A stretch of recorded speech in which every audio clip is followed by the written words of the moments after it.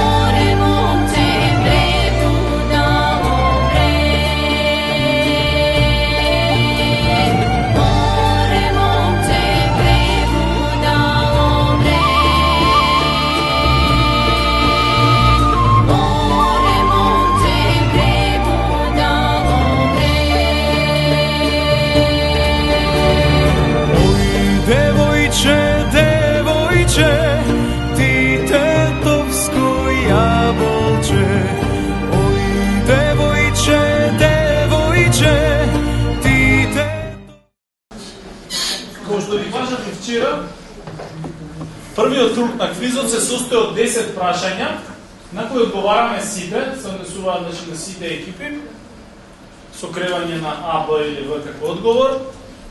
Она екипа со најмалку точни одговори во првиот круг, испаѓа остануваат останатите 3 екипи во вториот круг, каде се игра по истиот систем, 10 прашања, сите ги одговараме и повторно најслабо пласирана да испаѓа, остануваат 2 екипи кои се надпреваруваат во третиот круг, кои се состои од 5 прашања заеднички и 10 прашања од различни области кои одат по избор на екипата, односно екипата бира една област, пример географија, одговара прашање од таа област веќе се затвара. Екипата Б бира област хемија и така натаму, има 10 прашања, односно по 5 за двете екипи.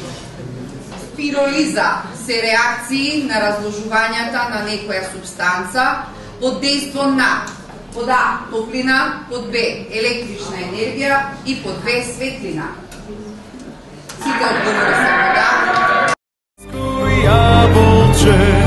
Покажи танката снага, сакам да ја видам јас.